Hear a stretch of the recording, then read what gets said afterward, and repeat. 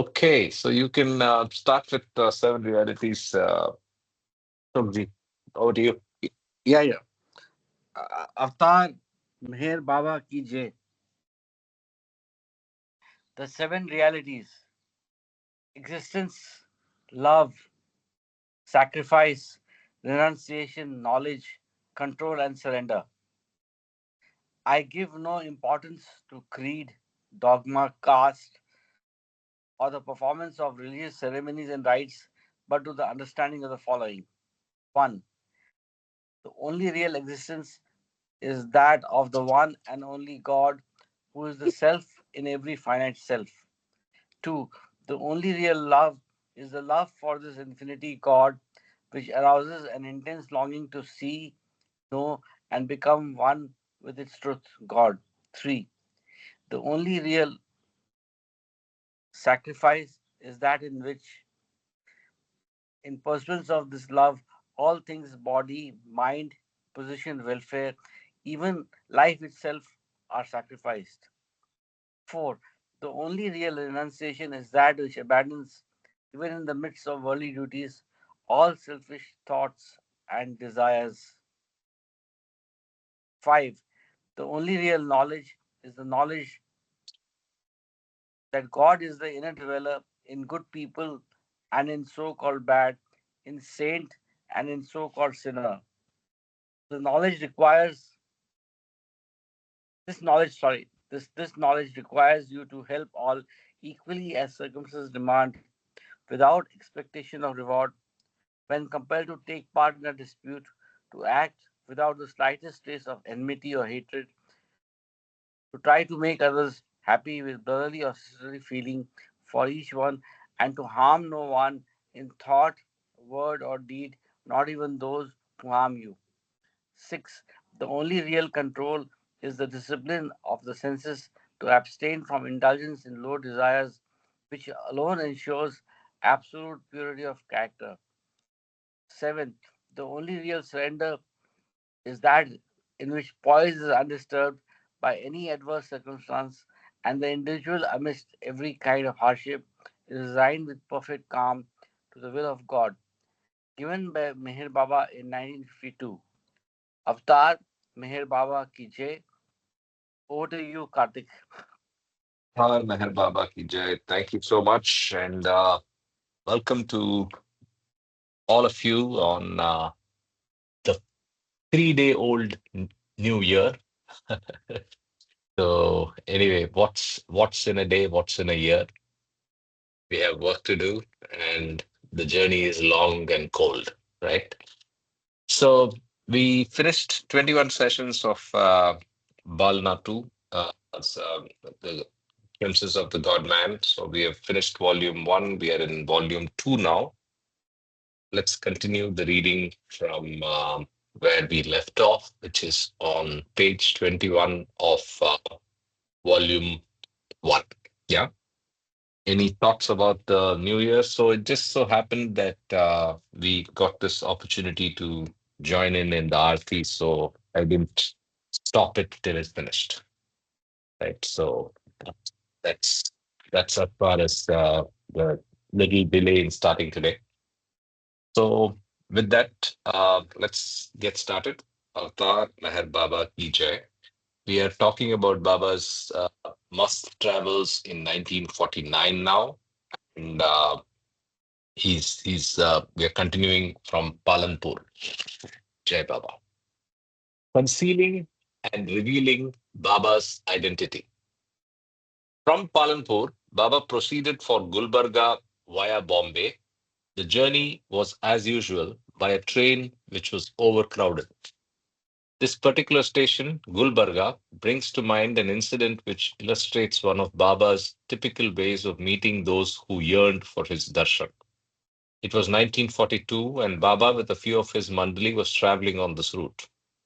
The Baba party managed to accommodate themselves in the corner of a crowded compartment, sorry.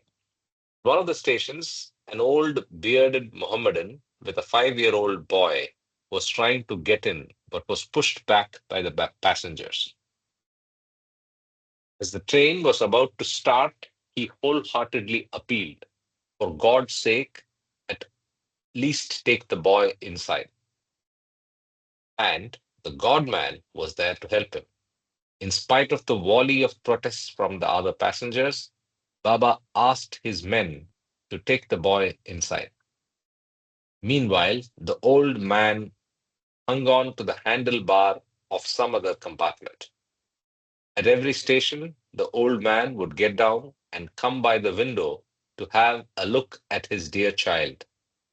Seeing this, Baba suggested that his disciples also make room for the old man near them. It was again a difficult task. He had to be pulled inside through a window. Baba tucked his legs under him and asked the old person to sit rather comfortably.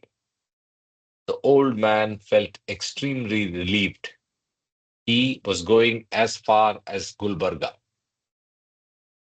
Baba silently gestured to one of the Mandali to ask him if he knew of any saintly or must-like people living near Gulbarga. The venerable old man asked him, "What place do you belong to? May I know your intention in meeting such saintly personalities?" He was told that they were from around Pune. It was also made clear that they had no intention of reaping any material gains by contacting saints and must. They revered them just for their love of God. At this, the old man interjected, "You look like Parsis. You live near Pune, and Ahmednagar is quite close to your place. And yet you do not know about Meher Baba? What a pity." Baba's men had to suppress a smile and to listen attentively to what the man was saying. He continued, "I had been to Ahmednagar twice, but unfortunately could not see Meher Baba. I'm determined to visit Ahmednagar with my family to pay my respects to him.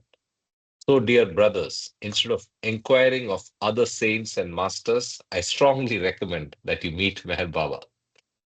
During must tours, to conceal his identity, Baba generally wore a Kashmiri cap and dark glasses. After some time, the old man thanked the Baba party and got down at Gulbarga. Few minutes later, Baba asked Erich to go and find this aged gentleman and present him with a copy of the Meher Baba journal, which had a picture of Baba in it. Erich was also to disclose to this person that he had been fortunate enough to sit in the compartment by Meher Baba's side and that he and his family had been blessed by him. He no longer need visit Ahmednagar to see Baba in person. What a beautiful example of compassion and, as usual, Baba's humorous way of, I mean, not humorous, I would say light-hearted way of playing with that soul. There's a footnote. The Meher Baba Journal is a monthly devoted to Meher Baba.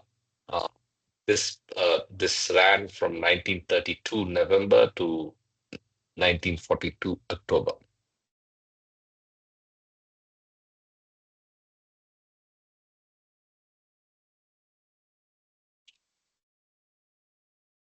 Erich found the old man just as he was about to get into a tonga, a horse carriage, and Baba's message was conveyed to him. The man was astonished and could not believe what had happened. He left the boy in the tonga and followed Erich, who was making his way back to the train, cursing him all the way for not revealing Baba's identity sooner. He thought that young Erich had deliberately concealed the secret to make fun of him. By the time Erich got into the compartment, the train whistled and started up. Just in time, Baba, with the tender heavenly radiance that beautified, beautified his face, leaned out of the window. He had taken off the cap and the glasses, and therefore the old man could easily recognize him as Meher Baba. As the train pulled out, Baba placed his healing hand on the old man's head and blessed him. As the man lifted up his face, the train was slowly leaving the platform. Wonderful are Baba's ways of concealing and revealing his identity.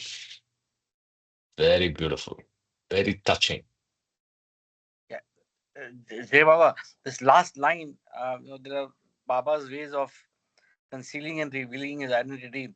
So there are many uh, individual stories of how Baba brings uh, his his followers or people who may not even know him into his fold. Jay Baba. I think quite a few of us on the call are also uh, victims of his unusual net. Yes, yes, Right, so that's how it is. Talking of unusual nets, I had an interesting conversation yesterday with some with a person from Hyderabad whose father has set up a center in his native village near Karimnagar. Fascinating story, and he lives in Ireland now, but uh, uh, the last 20 years the family uh, has been with Baba, and it was very interesting to hear yet another story of how Baba,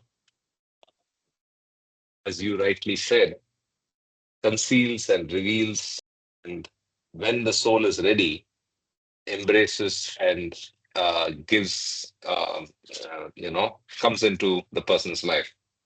So he says he was a skeptic and reluctantly joined his father to trips to Mehrabad. And now, of course, he is completely Baba's, and it was, as I said, a very interesting conversation that I had yesterday. He was introduced to me by a business associate as someone who's also into Baba, and then it was very nice talking to Pandu. That's his name, from Andhra Pradesh. Jai Baba. So let me continue. Another meeting. So this time it's a marvelous meeting. To get back to the account of 1949, Baba reached Gulbarga and proceeded for Khandal to meet a high mast named Guru Appaswamy. Formerly, he went about completely naked, but lately he had started wearing clothes. Musts, in fact, need no footwear or headgear. In their madness to see and unite with the infinite, they become footless and headless. Appaswamy at the beginning was reluctant to meet Baba. A few musts at the outset behave like naughty children, but the God man is like the Divine Mother. Therefore, Baba sat beside Appaswamy and lovingly gazed at him. Baba's presence penetrated and enlightened the consciousness of the must, and this delighted him. There was a marked change in his manner, and his unwillingness melted into cooperation. Baba offered him sweets. Like a child, this little favor mollified him, and he became quite affectionate. He asked for tea and even asked Baba to have a little of it. In the end, Appaswamy very affectionately embraced Baba. As a token of love, Baba gave him a bed sheet and a carpet as parting gifts. This give and take of things, whatever they may be, is a symbolic expression of communion on the inner planes of spiritual experience where words have no access. On Baba's return to the city, he contacted the must Lal Muhammad, known as Buddhi, meaning, oh, Buddhi, Buddhi meaning an old woman. Baba gave him some cigarettes. Later the same day, the Baba party left for Hyderabad with a short break at Yadgir to meet Tilgur Swami, the Jivan Mukta, who stayed in a village called Tumkur. According to Meher Baba, Tilgur Swami was a God realized soul in Turiya Avastha, the divine junction. When last contacted, he was fully dressed, but this time he had no clothes on. He seemed to recognize Baba and very ardently embraced him. A wonderful scene and a marvelous meeting of the two God realized ones. One, as Jivan Mukta, had no spiritual duty, while the other, as Avatar, was eternally duty bound. About Telugur Swami, having given up the use of his clothes, Meher Baba explained. Although a Jivan Mukta does not himself change his habits nevertheless change of their own accord. So, two footnotes. Jivan Mukta first, 14. The perfect one who has God consciousness with creation consciousness. For details, see Meher Baba God Speaks, uh, but has no duty, no universal work. Number 15, uh, William Dawkins, the work of Meher Baba with advanced souls, sadhus, the mad and the poor. This is the reference. This is the quote from about the Jivan Mukta, right? So let's continue. Must contacts at Hyderabad. Baba and the party reached Hyderabad by May 16 and stayed there for 3 days. On the first day, three musts were contacted. One was an ex-serviceman and another was a policeman.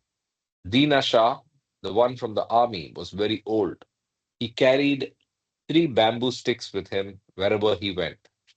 These seemed indispensable to him. The other must, who was living in a mosque, often cooked food and distributed it to the visitors. Nazir Ali, the third one, was very particular about collecting bits of paper. He felt that some pieces might have God's name printed on them. He wished to save people from committing the sin of trampling over the holy name. A good job and a worthy duty. I should pause here. Uh, my father had this problem. So he used to hate trashing things which had images of any god. So, amusing as it may sound, he used to painstakingly. I mean, and I grew up. I mean, in India, everything has a picture of a god, right? So the smallest packet of camphor will have a inserted piece of paper with a photo of a god. Calendars, products that you buy for everyday use, a lot more 40 years back than now, right? Now, of course, we have branding which is more westernized. But earlier, brands meant a name of God and with a photo of God. So my father used to painstakingly cut out the God image part of it and then throw the paper for the same reason as this must, saying, if I put it in the trash, somebody's going to trample on it and it's not fair.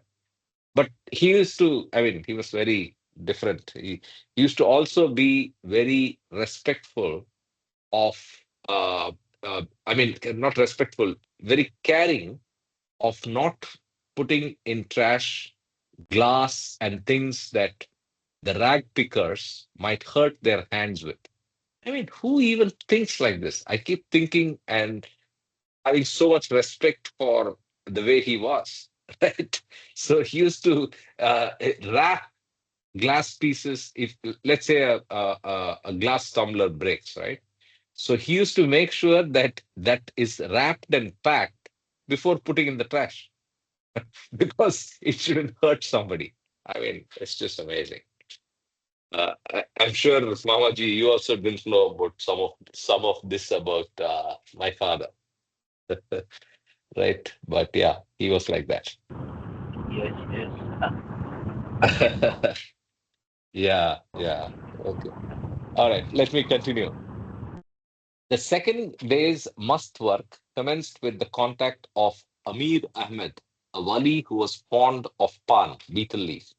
This was the case in 1945. Raja Mastan was spotted while moving through the city. Baidul pleaded with him to get into a rickshaw, and Baba had a secluded time with him in a room in a cemetery. At parting, Raja gave Baba a lot of broken china. Baba asked Vishnu to count the pieces. There were 70. Vishnu was instructed to keep them safe till the party reached Mount Abu. Ale Khan had a good physique and he looked like a well dressed gentleman. This was unusual in the case of a must. When he passed by the road, Baba recognized his spiritual worth and asked Baidul to get him. He was led to a restaurant where Baba fed him with his own hands. After a few more contacts in the city, the second day's work was over. On the final day, in the early morning, Baba visited Sayyid Moinuddin. In 1945, he was contacted thrice. At the first meeting, Baba had to wait patiently for 3 hours to find him in a favorable mood. He loved sweets. These were offered to him, but that did not dampen his hot temper. This time, despite all entreaties, he refused to be with Baba for a quiet contact. Some of the bus, anticipating that the avatar's contact would mean their shouldering greater responsibility, tried to evade him. Baba, in his ineffable love and inimitable patience, never contacted a must against his wish. Hence, Moinuddin was not contacted that day. Baba, however, might have felt that his spiritual work had to be shared by someone on the higher planes. Well, again, pause here. Baba's work with the musts is very intriguing, and we are nobody to comment and try to infer. But I still believe that the musts don't have universal work, don't have a burden or role that Baba wanted to give them. But I believe that he wanted to help them, and he wanted to help them move through the planes and move from the situation that they are in. One. Two, I also believe he wanted to make the avataric contact, which is so special and so rare, and given the Indian subcontinent having the maximum number of musts, he actually painstakingly took the effort to meet these musts to give them the direct personal avataric contact, which is his act of compassion to push them along and to also provide this contact. Of course, this is my personal opinion based on reading and thinking about wayfarers. Let me continue. The Mandali therefore tried to find some other mas. They were informed of Ananda Swami, who daily bathed at a certain tap. He had a peculiar habit of using dust to scrub his body. The party set out to meet him. On the way, they unexpectedly noticed Shastri Bua in his snuff tinted and tea stained dirty clothes. No one could have guessed that once he was a Shastri, scholar of great repute. But now he was a must of the sixth plane and was not concerned with the scriptures at all. On the sixth plane, one sees the beloved God face to face everywhere, continuously. The finite sees the infinite. It is a strange stage. The bliss of seeing God and the agony of being separate from Him are simultaneously experienced. The final union of the soul with the oversoul needs the grace of the perfect master. Therefore, Meher Baba's contacts with those on the sixth plane had special significance. Baba had met this great must on his last visit to Hyderabad. On this day, he was taken to a sarai, free rest house, where Baba sat alone with him. After some time, Anand Swami too was seen near the tap. Baba was pleased to meet him. He conveyed that these two short meetings lifted the heavy spiritual burden that lay on him.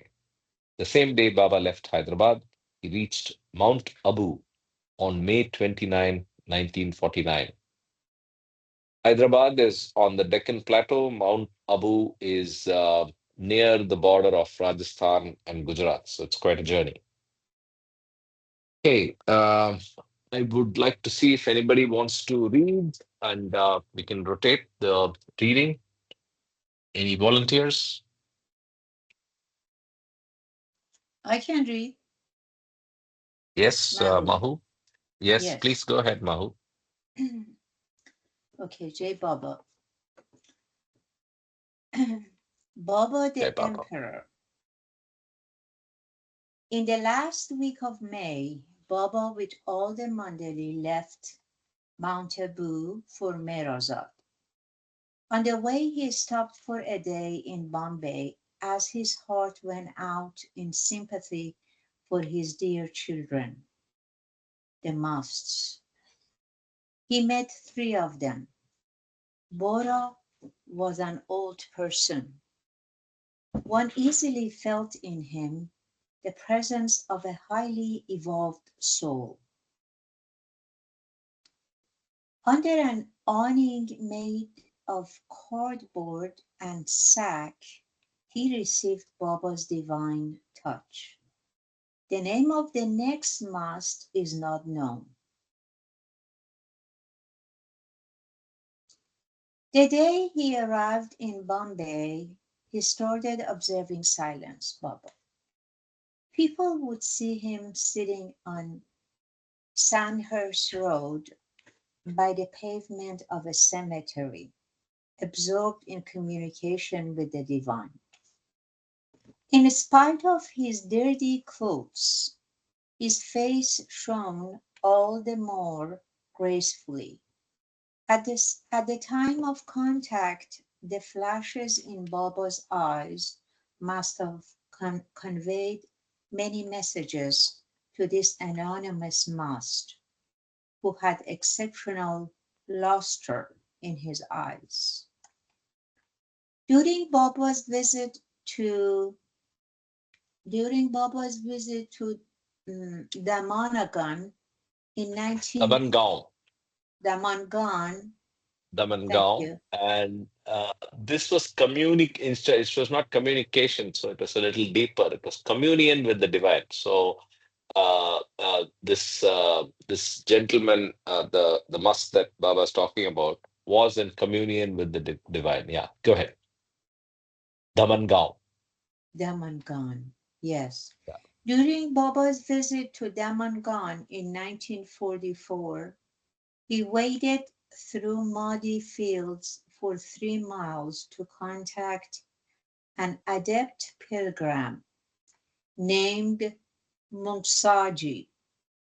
Mungsaji Maharaj. Yeah, I've heard his name. To one of Baba's men, he later conveyed that Meher Baba was the emperor of masts and saints. It was learned that he had come to stay at Churchgate, a shrub, a, a suburb of Bombay. Baba paid a special visit to him. With these three contacts, Baba left Bombay for Mirazad, his permanent headquarters. Next day, the Mandiri placed before Baba the gifts given by the masts. He instructed them to store this treasure neatly and safely in the boxes especially kept for this purpose. if, if Baba ever loved any material things, it would be these gifts from the masts, which he regarded as his precious possessions. On Baba's arrival, Adi sent him the mail collected at Ahmednagar during Baba's tours. In spite of the ban on correspondence, there were letters addressed to him. These were mostly from those who had recently heard or read about Baba. He consented to hear the gist of each, and Adi was asked to convey Baba's blessings and the necessary instructions, if any, to them. In reply to a letter to one of the old timers, Baba humorously spelt out, "No personal letters, and Babadas is not to send me even impersonal letters." In this correspondence, there was a telegram from one of his devotees in Gujarat telling of the passing away of a dear one in the family. In reply, Baba sent a message that the family should not mourn over the departed one's freedom from delusion and illusion. Among the foreign mail, one, uh, von Frankenberg and Gabriel Pascal had asked Baba for guidance in their lives and work. Frankenberg was the next page was the Khalif, the leader of the Sufi movement in Australia.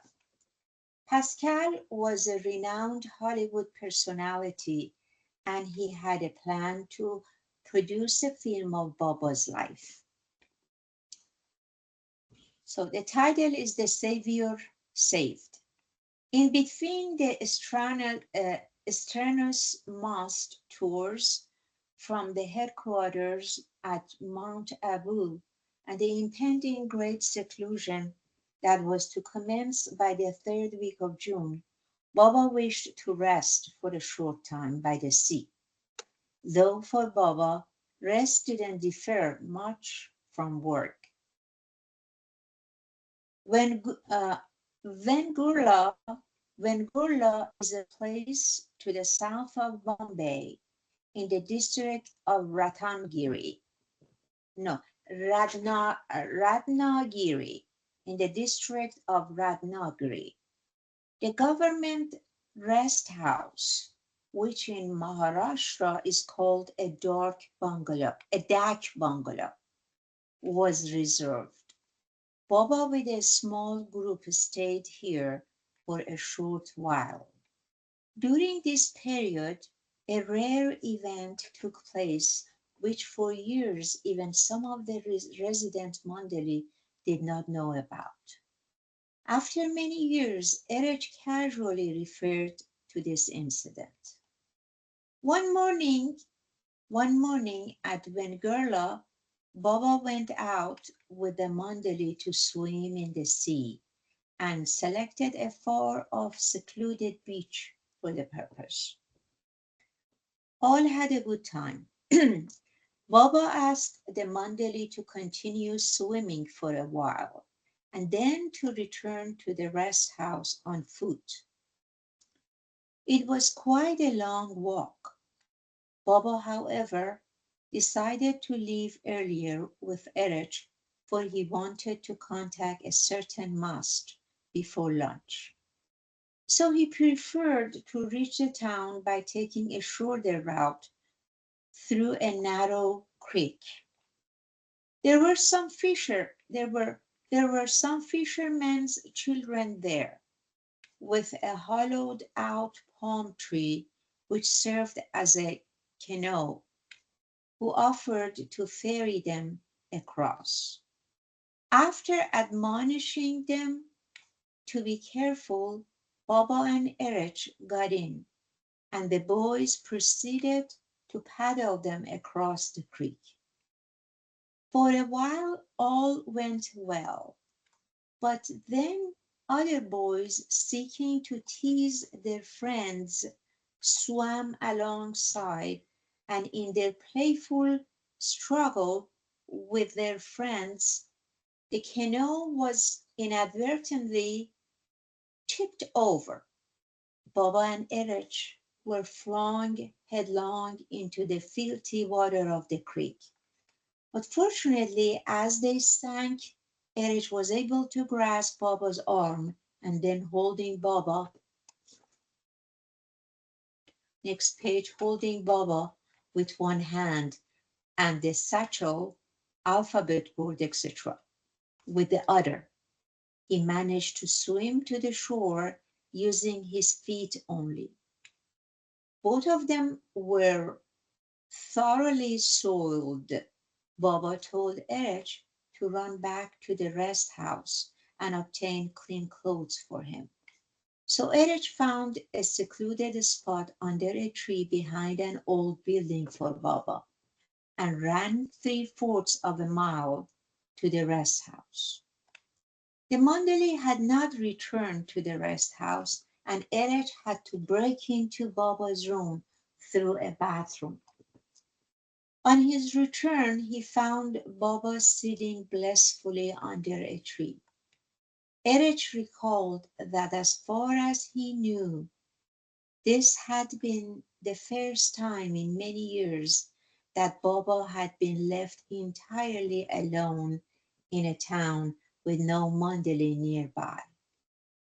Erich obtained water from a well and helped Baba to wash himself and to change his clothes.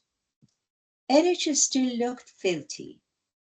They both, however, proceeded to the town and Baba contacted the mosque of his choice. Baba was in an exceptionally happy mood and conveyed to Erech, "As you rescued me today from the filthy water of the creek, so one day I will release you from the filth of illusion."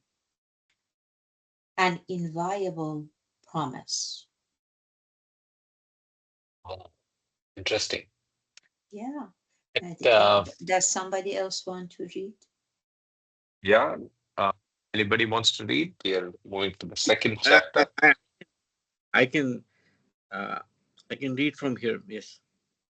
Yeah, yeah. Thank you, Mahu. So that was a very interesting story, and good luck. And I think we encountered Yeah. it in Wayfarers or somewhere else, but I did remember reading about this earlier. Please I continue. can't It's up to you. believe, as we were reading this, I was thinking the level of intimacy that Baba had with Erech, perhaps it wasn't done with any other Mandali. I mean, Yes. Yeah. he accompanied Baba almost in every phase of his universal work. So there were just two of them. Yeah. That's it. Yeah. Yeah. Yeah. Jeva rightly observed, Mahu. It was like Erech was uh, a virtual shadow of Baba, in the sense that almost everywhere he went in India, abroad, Erech was always there, always. Yeah. Yeah, I think it was a special role that Baba had for him, and perhaps he was capable enough to carry on with that role and that task, Not everybody can, of course. Yeah, Yes. Yes. anyway. And if you read, Wayfarers was the best glimpse of this, right?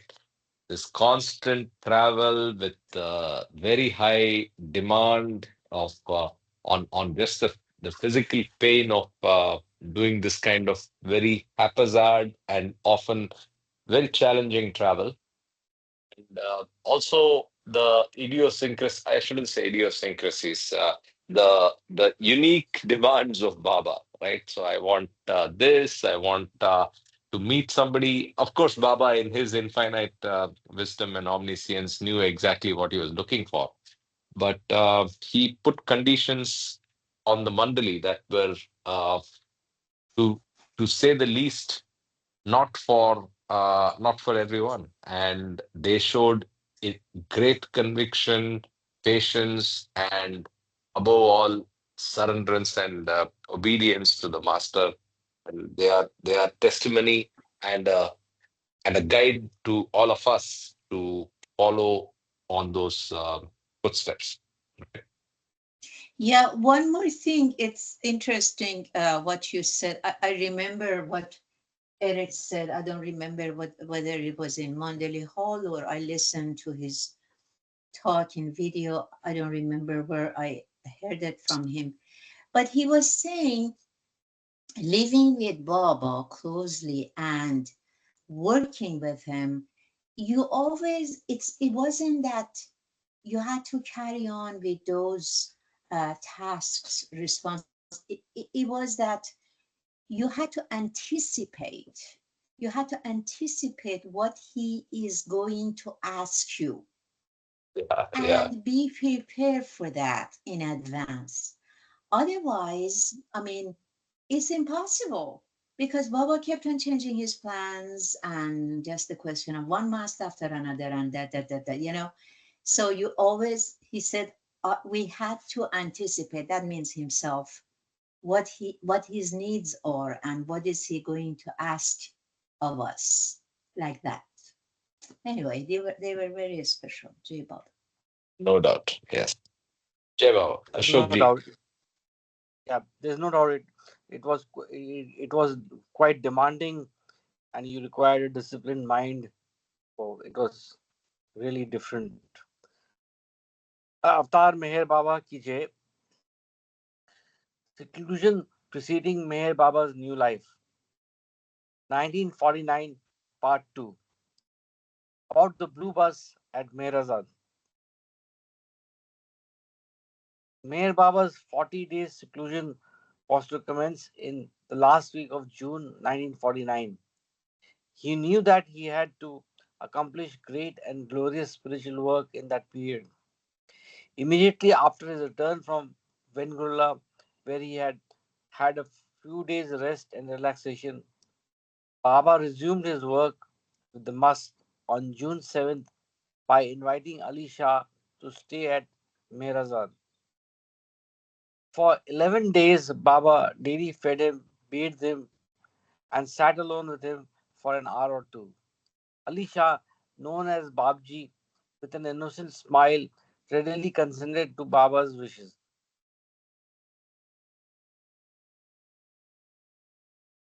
These God intoxicated souls on the fifth or sixth plane of consciousness were the media through which Baba channeled some of the divine power in the higher realms for its release in this world at an opportune time.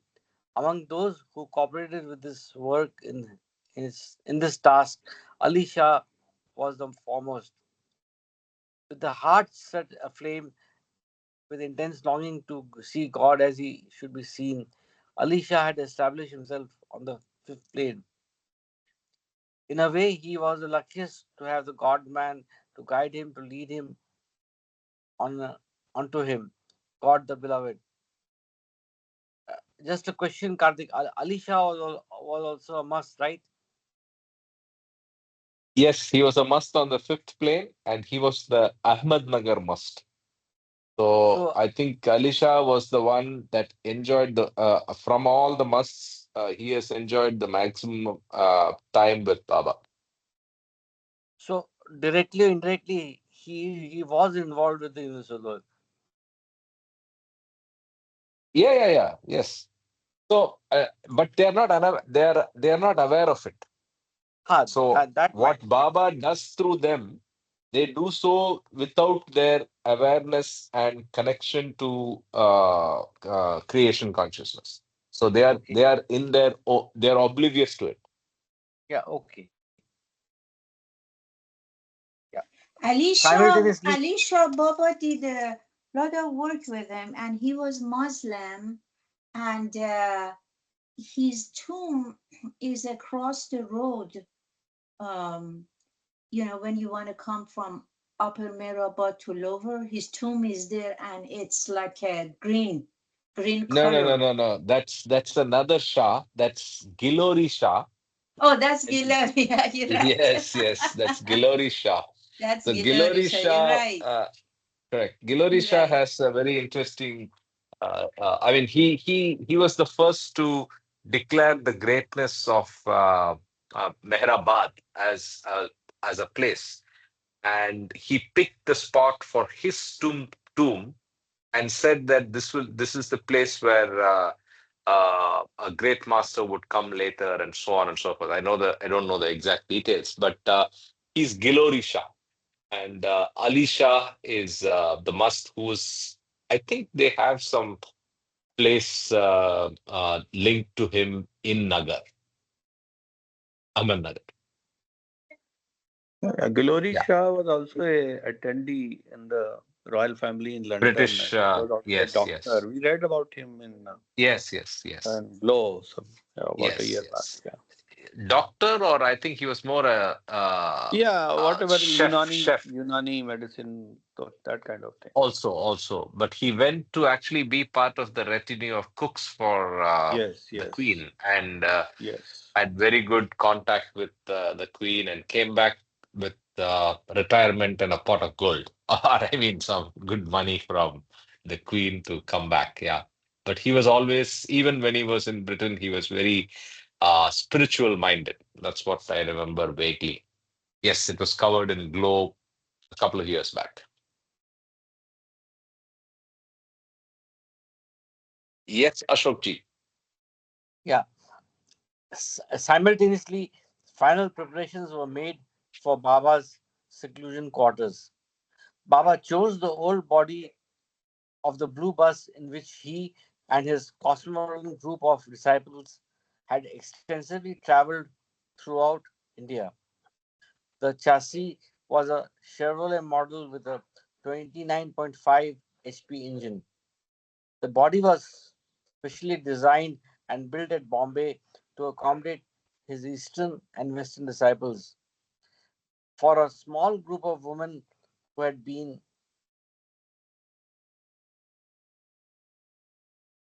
observing strict seclusion for years, a special compartment at the back of the driver's seat was made available. These women had to remain beyond the sight and sound of men. The body of the bus was painted in dark and pale blues. The curtains were blue, and hence it derived its name, the Blue Bus. With many bags and bedrolls piled atop, this big bus looked like a hillock moving over the rough and narrow Indian roads. As it left Mehrabad on December 8, 1938, a few of Baba's men who knew the sort of load the bus had been designed for feared that it would not even reach at its first stop at Hyderabad safely. The bus, however, completed its journey through India fairly well. Elizabeth Patterson, Donkin, and Erich drove the bus. The entire itinerary provided a few unforgettable experiences to those who toured with Baba.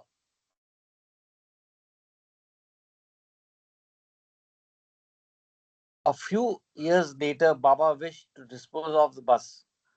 Someone suggested a raffle. Baba, in a humorous mood, agreed to this. The tickets, 100 rupees each, were purchased by Baba people. A Baba lover was from Delhi was a fortunate one who won the blue bus. He nevertheless humbly requested Baba to keep the bus as a blessed monument to the unique All India itinerary. Baba consented, yet he temporarily gave it to Sarosh Irani, one of his disciples who owned an automobile shop in Ahmednagar. He overhauled the bus and later enlisted it as a public bus in the city. A few years passed and the coachwork became so battered that the bus was dumped in the garage. In,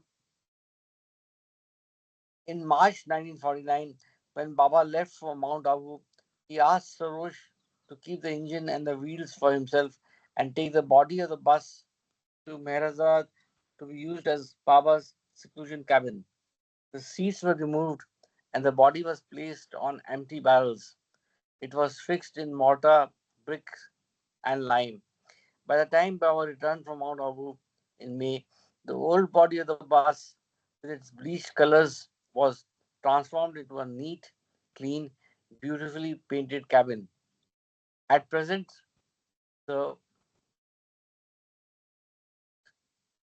the blue bus stands well sheltered by the side of the Mandli Hall at Mehrazad.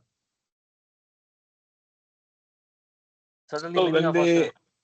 they, yeah, you've seen this. I have a question. So when Baba used it for seclusion work, was this moved up the hill or he did his seclusion work at Mehrazad, if anyone of you know about it?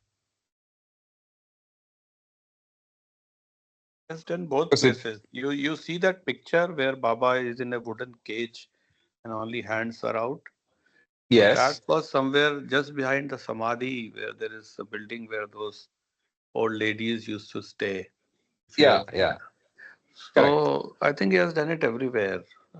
He had No, no, no. also done Specifically it about in his crypt. Mehrazad and yeah, Crypt yes, correct, correct, in the correct. crypt also he has done. No, no, So I'm talking specifically of the location of this blue bus body, which okay. right now is next to the Mandali Hall, if you recollect. Mm-hmm. Mm-hmm. Was it in that location where he did the seclusion work, or was it placed elsewhere for seclusion work? I don't know. We don't know. We'll have to research on that. Yeah, yeah. Please go ahead. Not very Okay, important. Please. Yeah.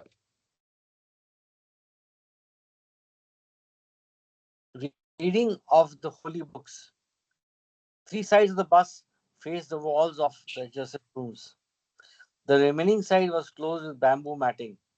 In the small enclosure, there was a neem tree with its drooping branches swaying over the bus. According to circular issued in January, Baba people had to observe silence for one full month, July 1949. Baba wished to commence his special spiritual work on June 22. A day prior to this, he invited the men, devotees, and disciples from Ahmednagar and Mehrabad, Arangaon to Mehrazad, Pimpalgaon, Malvi.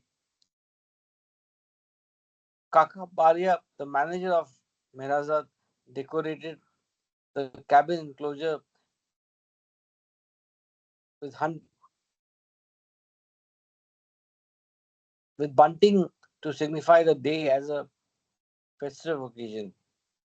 One of Baba's colored pictures was displayed on the bamboo matting, and the seven colored flag fluttered by its side. I have a question. What is bunting?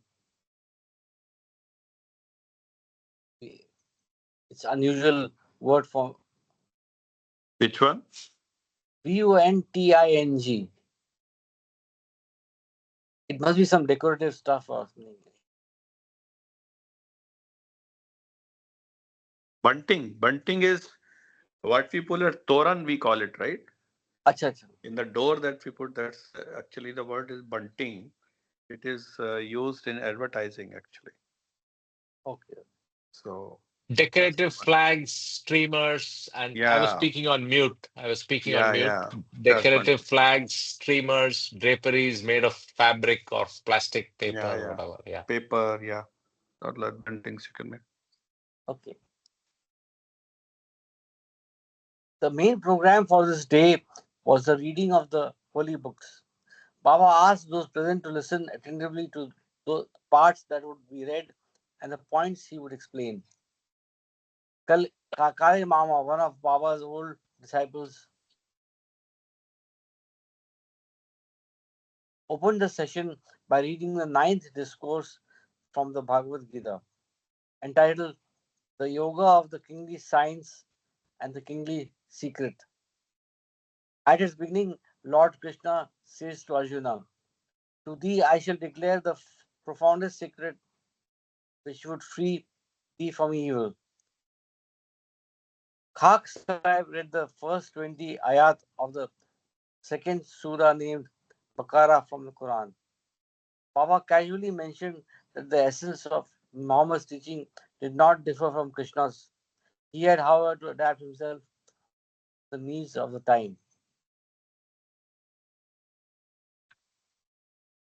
Tonkin read the Sermon on the Mount from the New Testament. It commented, and seeing the multitude, he went into a mountain, and when he sat, his disciples came up to him, and he opened his mouth and taught them, saying,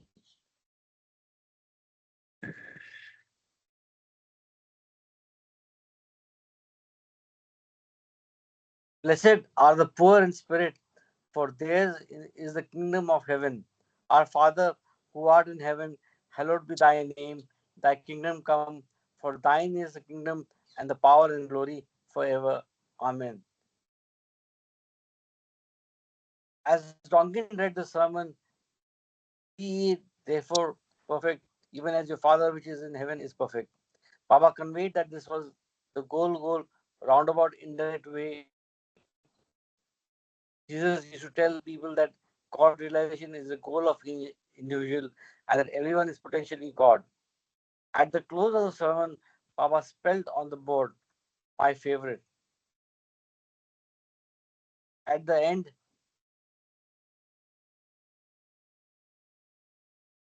at the end, Kaikobad read Hormaz yes from the Avasta. The gist of what Baba explained during the reading session was these books represent different approaches to truth.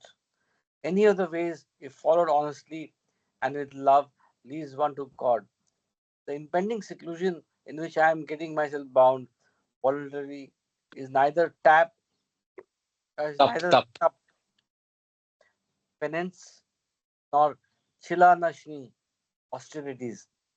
I have my own reasons for retiring in seclusion. In retrospect, some of the Mandli thought that the parts of the sacred text read on that day had some connection with Meher Baba's new life phase, which subsequently emerged possible.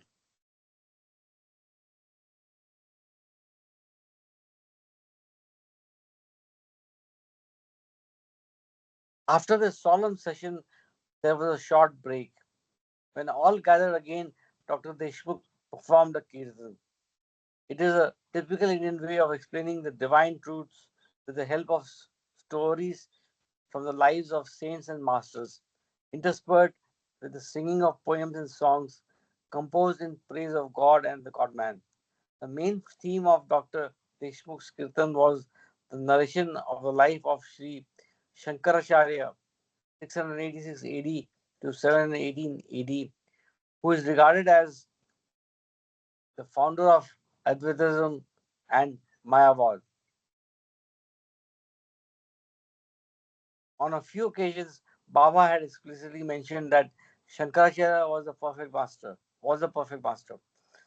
Baba liked the Sanskrit hymns composed by Sri Shankaracharya, revealing the secrets of Vedanta. These compositions are exceptionally rhythmical and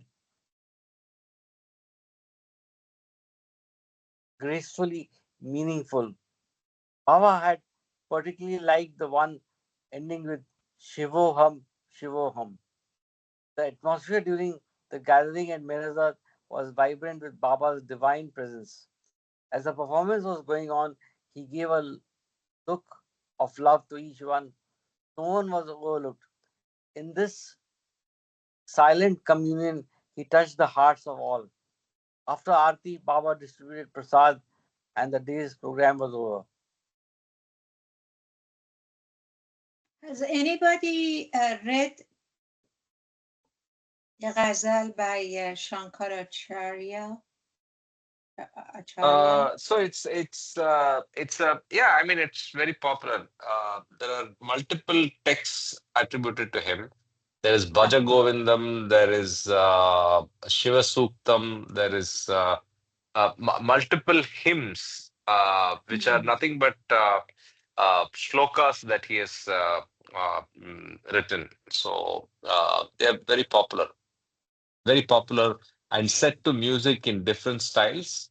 Mm. They are all set. I mean, they're all of a defined meter, so they're very easy to set to music.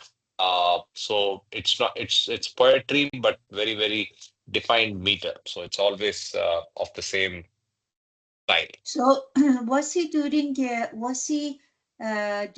Krishna? When was he? No, no, no. His time. Uh, Hmm. he was he was in the period of like 686 AD to Oh. 718. Uh-huh. So he's responsible for actually uh, regaining the prominence of Vedantism.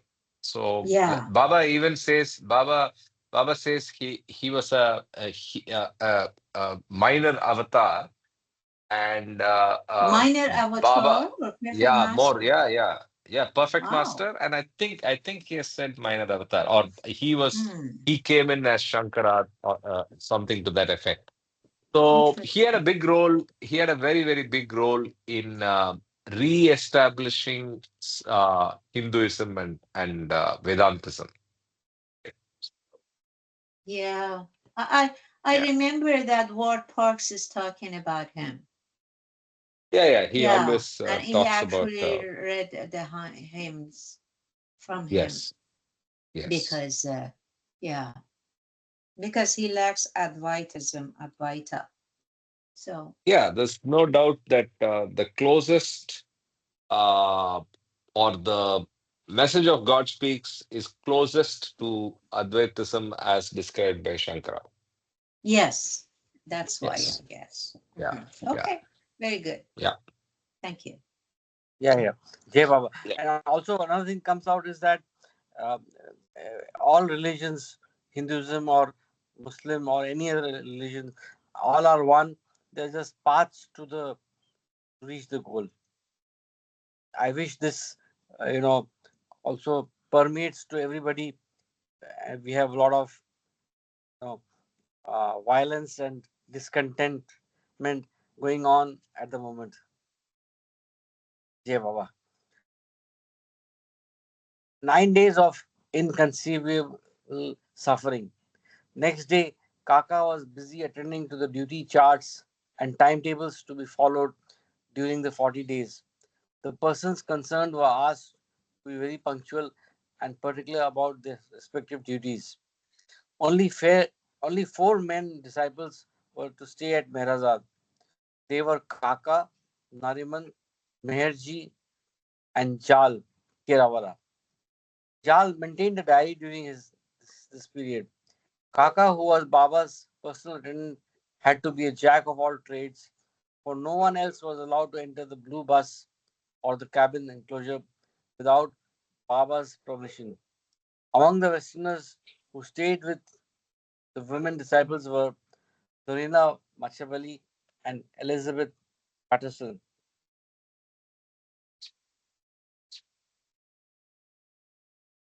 On June 22nd at 5:30 p.m., Baba entered the blue bus and thus inaugurated the period of seclusion and quietude at Merazad.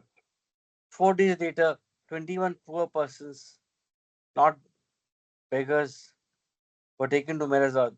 One by one, the group was led to the cabin enclosure where Baba washed the feet of each and gave 10 rupees to everyone as prasad. On June 29th, seven people, mostly mad and god mad, were brought to Baba. He clipped their hair, bathed them, dressed them in new clothes, and gave a packet of sweetmeats to each. Special phases of Baba's inner work generally commenced or concluded with the external activities of serving the poor, the mad, and the God intoxicated ones.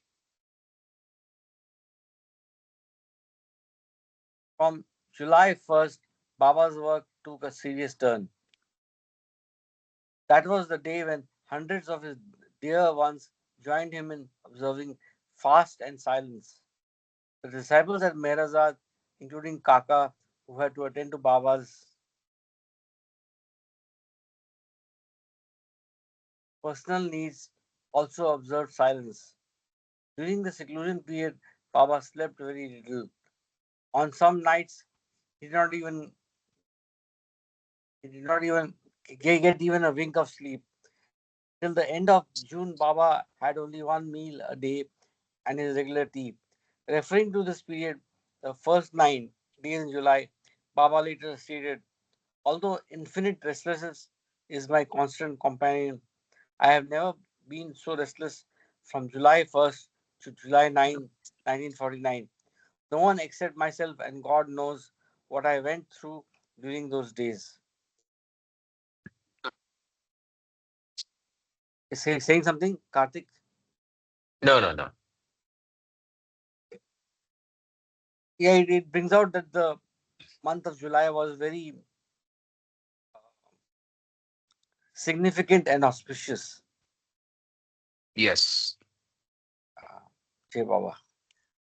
This reminds me of the 9 months mentioned by Baba in one of the meetings as a period of infinite, incredible suffering which he underwent after the final experience of God realization in January 1914. Only the avatars have to pass through such agonies. The coming down of the infinite consciousness from the eternal bliss, full seclusion of God consciousness to God, creation consciousness. As the God man is the cause of these agonies. It makes me wonder that the First World War was 1914 to 1918, around that time. Uh, can you go back to the last sentence? Continuity. This reminds me of 9 months mentioned. This reminds me of 9 months mentioned by Baba in one of the meetings as a period of infinite, incredible suffering which he underwent after the final experience of God realization in January 1914. Only the avatars have to pass through such agonies. The coming down of the infinite consciousness from the eternal blissful seclusion of God consciousness to creation consciousness as the God man is the cause of these agonies. What an infinitely incredible state. In this seclusion, the suffering referred to by Baba, if I may, if I might hazard a guess, was due to the inconceivable stepping down from the all powerfulness of the old life to the hopelessness and helplessness of the forthcoming new life.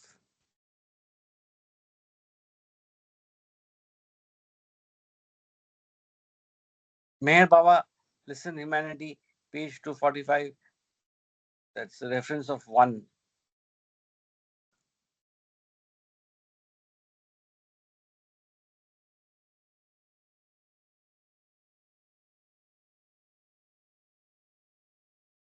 Ratan Shah Gaira owned a house in Is the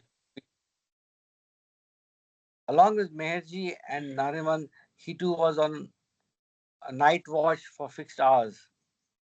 During the crucial 9 day period, Meherji once heard the sound of heavy breathing in the bathroom near the cabin enclosure. He opened it, but there was no one inside. Instantaneously, his while the sound ceased of itself, and simultaneously, he began to hear the same type of sound from Baba's cabin. This continued for about three quarters of an hour. At the end, he heard heavy footsteps. Then he felt as if Baba were getting up from his bed, and all became calm and quiet. Jal Kerawala, in his diary, has mentioned a few more instances of knocking and tapping, of light thumping and hissing noises at night, the origin of which could not be definitely located. On other occasions, over the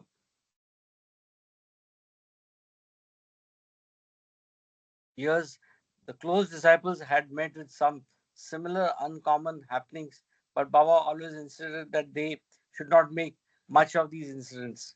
He often pointed out that in the natural course of his work, they just happen, that's all.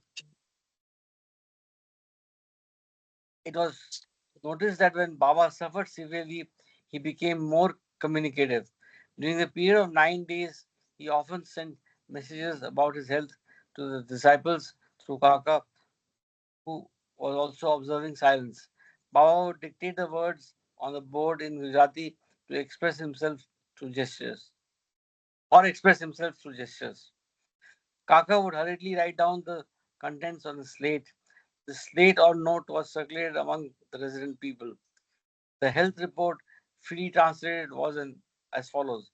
Today I have taken buttermilk twice, yet there is burn, burning, and water is not to be drunk. The next note read, firstly, there are thoughts. Secondly, there are sittings. Thirdly, the fast, and along with it,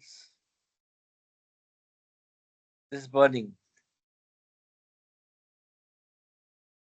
The following day, the slate conveyed, I eat nothing,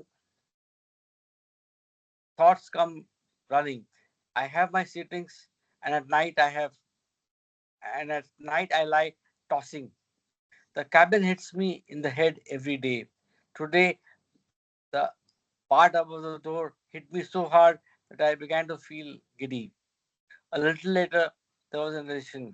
Don't give these knocks against the low ceiling of the cabin any supernatural interpretation as our dear old Chanji would have done out of his deep, undying love for me. These hard rocks on the skull show us how brave the real yogis must have been who lived in a dark, roof caves in remote wild jungles. In this way, while Baba was intensely working in the higher realms of consciousness, such indirect yet intimate gossiping with the disciples perhaps helped him to maintain the link with the physical lane, Basically plain. with the physical plane. Footnote. Yeah, sorry, footnote, yes. F. H. Dadachanji, known as Chanji, was Meher Baba's very close disciple and secretary. He passed away at Srinagar, Kashmir in August 1944.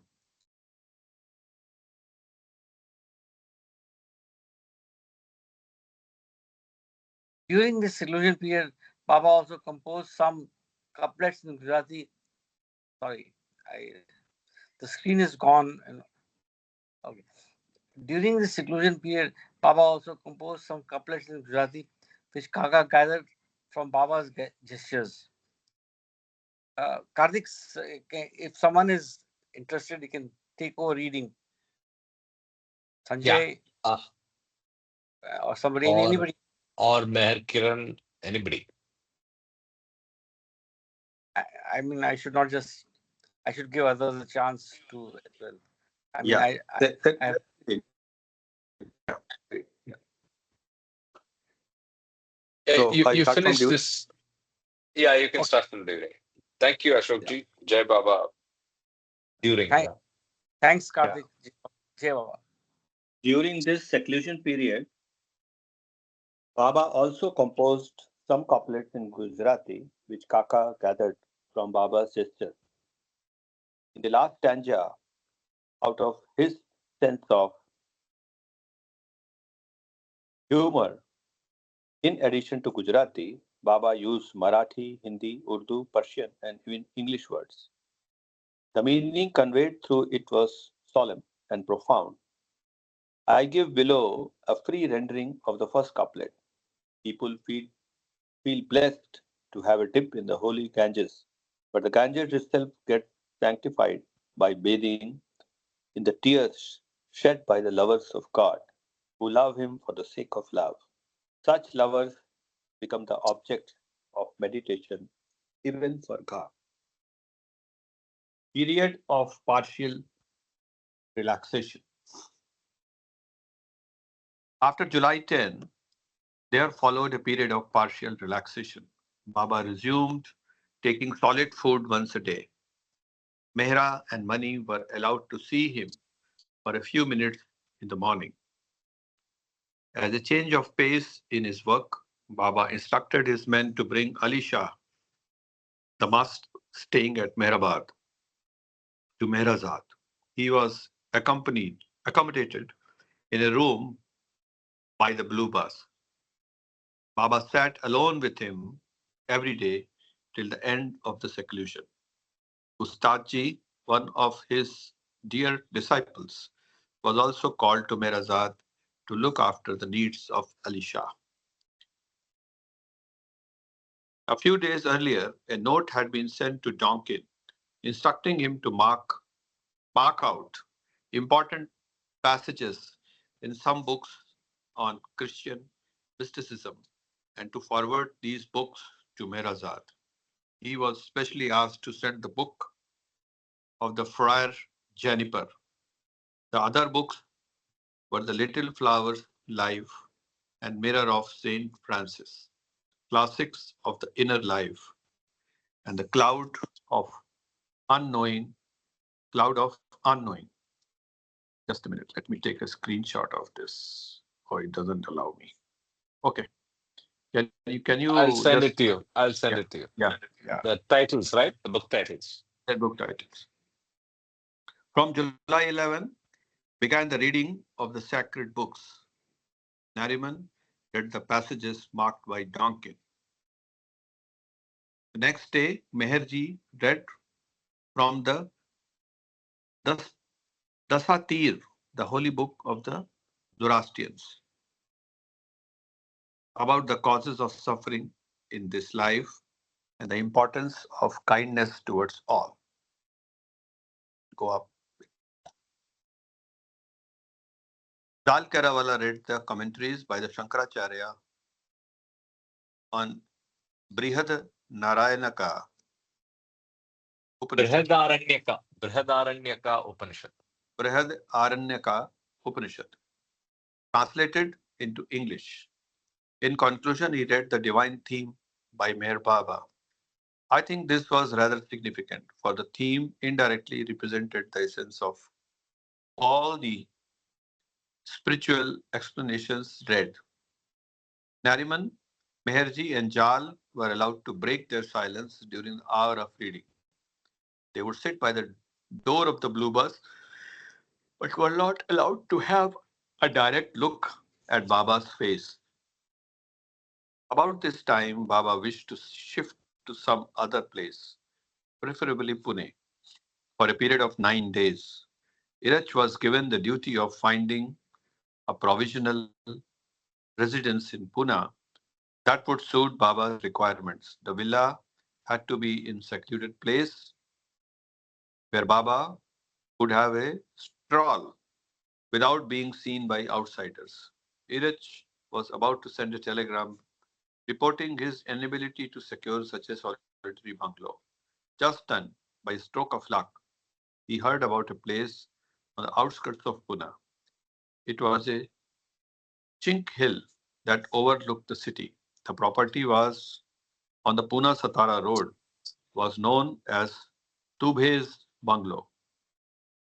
Except for the noise caused by the monsoon winds and the adjacent telephonic lines, the place fulfilled Baba's requirements. The details were sent to Baba and he agreed to visit Pune. In the morning on July 16, Adi drove his car near the cabin enclosure at Mehrazad. Those who were not going with Baba got outside their rooms, for they were not to have even a cursory glance at Baba during the 40 days. The Mast, Babji, Gustadji, and Kaka accompanied Baba to Pune. Ghani Jal, S. Baba's brother, and Irach were asked to stay in Tube's bungalow with Baba. They were to break their silence during the Baba's stay in Pune.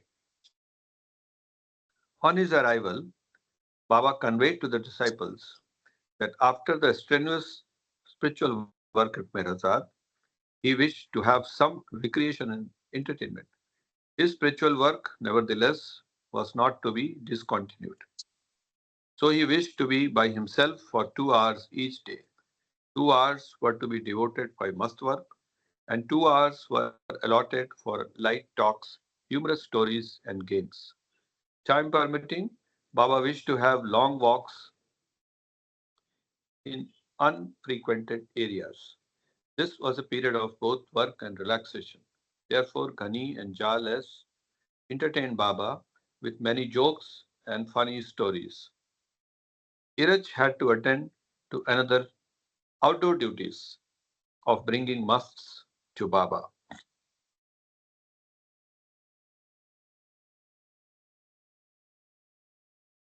In the morning on July 17th, Iraj and Jal went out in a jeep to bring a good must. Meanwhile, Ghani read some ghazals from Diwane Arzu to Baba. Then Baba had a silent conference with Ali Shah. Iraj returned with a must named Keshav, who had radiant eyes and an innocent smile. Originally, he was from North India and belonged to the class known as Bhaiya. He was a noted personality in his locality.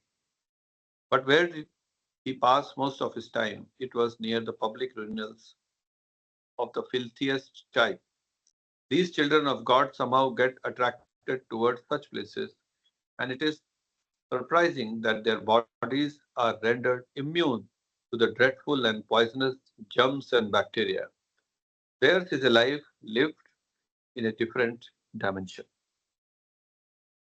After great persuasion, Keshav consented to get into the jeep and off it sped to Tubhe's bungalow. Baba was waiting near the bathroom to give Keshav a good bath, but the must would not allow Baba either to touch his feet or bathe him. He repeatedly said in Hindi, Baba, I am like your son. How can I bear for you to touch my feet? In his mood of reverence and humility, Keshav expressed a wish to get back to his seat. Baba asked Iras to take him to the jeep. He got into the front seat, but there the disciples repeatedly entreated him to let Baba bathe him. This pleading continued for an hour. Baba patiently waited for the right moment. At last, Keshav agreed that instead of touching his feet or bathing him, Baba could pour water on his feet right in the jeep. This turned out to be an auspicious beginning, and thereafter he submitted to Baba's wishes. He was offered tea and bread. Finding him a good mood, the disciples disappeared from the scene so that Baba could be alone with him. In the end, the Mast on his own asked for a coat and a rupee from Baba. This was a sign that Baba's work had been done to his satisfaction. It was noticed that Keshav was in raptures when he left Tubhe's bungalow for the habitual seat near the public urinals.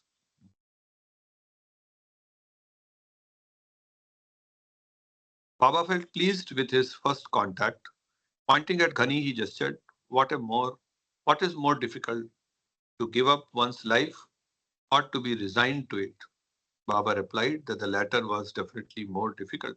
Baba agreed and added that one could sacrifice one's life under the sudden impulse, noble or otherwise, but to resign oneself wholeheartedly to the divine will continuously was possible only by the heroes like Keshav. Later, in a short discourse, he explained, if I really like anything, I like two things, musts and the children. I like musts for their strength and children for their helplessness. The fire of love is very terrible indeed, and must present a challenge of this terrible fire of love to God, the beloved. Then Baba touched the subject of total resignation of the musts to the will of God. It is not given to everybody, continued Baba, to be a lover of God. Such lovers are so consumed in the fire of love that they are not conscious of their stage of spiritual progress and they do not have any thought of union with God. They simply enjoy the torture of love and long for more and more of it. Lovers don't have any thoughts about their separation from the beloved. They are resigned to the state in which they find themselves. And when their resignation reaches its climax, it is the beloved who seeks union with them. Yeah. There is one more paragraph. Okay. Yeah, William yeah, there Donkin, is a quote. Dear Baba with advanced soul sadhus and mad and the poor. That's the book, I suppose. Yeah. Yeah, I think it's more a publication. I don't think this is a full book. Maybe it's a booklet or a Maybe publication. some Yeah, article which appeared in some magazine. I don't know. possible, possible. Yeah. After the discourse, Baba conveyed that to him Keshav was endearingly lovable. Thus, Baba's work in Pune had a favorable beginning. A few months after this contact, special photographs of Keshav were taken to be included in the supplement to the Wayfarers by William Tonkin. The next day, the news was received that Keshav dropped his body to live eternally with the beloved, far beyond the clean and the unclean of this dual world. Wow. He was literally waiting for Dear this Baba, contact. yeah, Yes, yes. the previous paragraph itself was very nice. Very nice. Yeah. Previous page itself. the whole page. Yeah, previous page. Yes, yes. Yeah, So I think we will stop at this point yeah. because the next is another section. Talkative Nanu Bhai, Silent Mauni Baba. That's we'll take up on next Saturday. Yeah. So hope you all had a good New Year celebration, and hope you'll all Yeah. join for the God Speaks discussion tomorrow. Yeah. Thanks, Star Kak. Meher Baba ki jai. Jai Thank you so Baba. much. Okay. Ji Baba Nice to Okay. see you back, Meher Kiran. He dropped off. 25, I should say. Kama has come. Kama has come. Kama Kuti. Yes. Yes, yes, he was there. Yes, he's here. Jai Baba, Kama ji. So, where are you these days? I think every time we should ask this question to Kama.